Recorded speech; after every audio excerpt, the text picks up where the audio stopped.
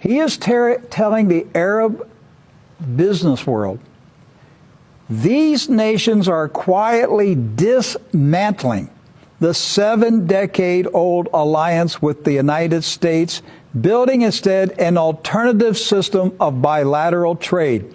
Furthermore, the U.S. dollar has been losing ground for some years now to other currencies. Bank of England Governor Mark Carney recently said, ultimately, we will have reserve currencies other than the U.S. dollar. And now it was Mr. Carney that just said a couple weeks ago, we're going to have a cryptocurrency that's going to replace the dollar. Right. So this is advanced since June. He quoted Alfred McCoy, historian, professor of history at the University of Wisconsin, saying the collapse of the U.S. dollar will mean soaring prices, ever rising unemployment, and a continuing decline in real wages throughout the 2020s. Domestic divisions widen into violent clashes and divisive debates, often over symbolic issues. So, in this, Doc, this is what really, he gets into talking about that this economic crisis is going to lead to a world war between the United States and China. Right. And he's saying that in the 2020s, there's going to, if we stay on the present course, there's going to be a military clash between China and the United States. And he said, after this war, the new world order will not be a G20, but a G2. Right. Because nations, we see fractioning of nations right now. They're going independent, but after a war like this, you're going to have to choose a side. And he's saying there's only going to be two sides. Right. This is it. There's going to be two superpowers. The world is going to be divided between two camps. And there will no longer be a G20 summit meeting. There'll be a G2. Right. I was amazed reading that statement last night. And he believes that the G2 will be the United States and China. That they will, that during the war, the envoys of the United States and China will meet while the war is taking place, and they will divide up the world.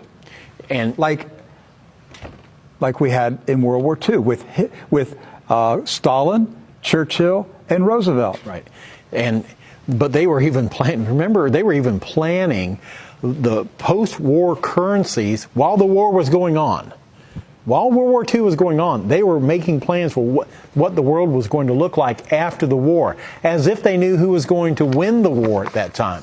And so I have a feeling, I have my own speculation that people like in the Pentagon, they know this war is coming. Yes. They know it's inevitable. It's going to happen. That's why we're testing the Chinese in the South China Sea. That's why we're doing flyovers. That's why we're doing all provoking riots in Hong Kong. They're setting the stage for the war. Right. Because we need a war. We need a war to happen. Like it's survival. Yes.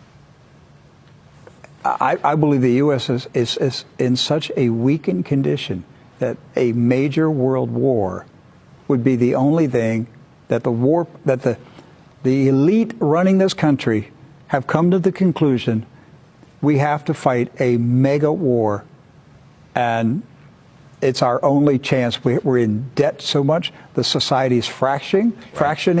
It's splitting apart. We're going to civil war. We have to do something radical, and it's going to be a global war, most likely with China, and it's going to be the only thing left.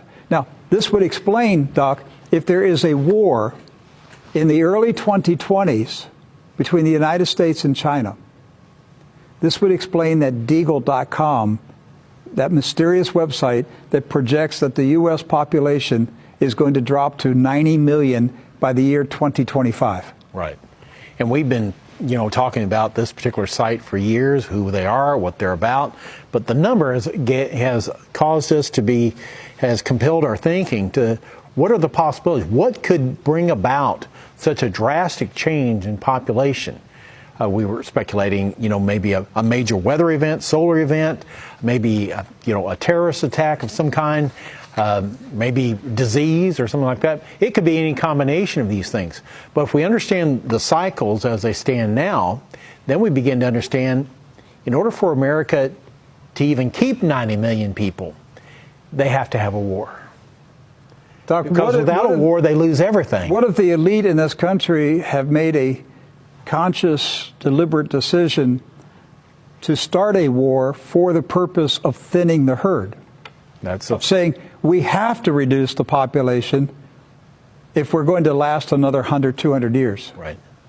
I mean, that is a real possibility, because think about this. As our population continues to age, we have ever increasing obligations to the elderly, to people that need additional help. So that's going to expand things further, and we're going to be making monetary promises that cannot be delivered upon. Already pension funds are collapsing. There is no way the Social Security fund pays for everybody that's aging.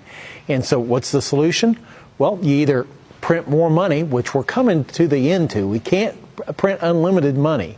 Or you reduce the obligations.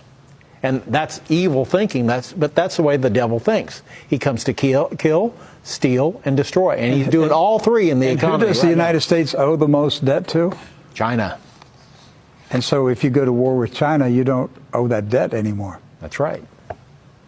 So we may be dealing with the hard, cold reality that the elite of this country have made a cold, calculated decision that it's necessary to lose 2/3 of the American population in order to keep the country in existence for another century or two. Yeah, because what is really compelling about that Deagle.com analysis is it shows the difference between 2020 and 2025 and the difference in population, but also shows the difference in the military budgets of nations.